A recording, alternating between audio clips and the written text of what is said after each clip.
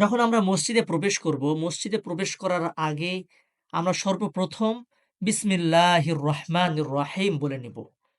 বিসমিল্লাহির রহমানির রহিম বলার পরে আপনার কাছে যেই দরুদ শরীফটা সবচেয়ে সুন্দরভাবে মুখস্থ আছে, যে দরুদ শরীফ সেটা হতে পারে সাল্লাল্লাহু আলাইহি ওয়াসাল্লাম, অথবা যদি নামাজের দরুদ শরীফটা সুন্দরভাবে পারেন, আল্লাহুম্মা সাল্লি আলা মুহাম্মাদ ওয়া আলা আলি মুহাম্মাদ, এই দরুদটা যেটা আমরা নামাজের ভিতরে পড়ি, সেটা যদি আপনার মুখস্থ থাকে সেটা পড়তে পারেন।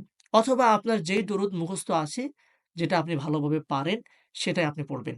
এরপরে ১ম এ বিসমিল্লাহির রহমানির রহিম, এরপরে দরুদ শরীফ, এরপরে মসজিদে প্রবেশ করার যে দোয়া, সেটা পড়বেন। দোয়াটি আমি ভেঙে বলছি। আল্লাহুম্মাফ আল্লাহুম্মাফতাহ লি আল্লাহুম্মাফতাহ লি আবওয়াবা আবওয়াবা রহমাতিক রহমাতিক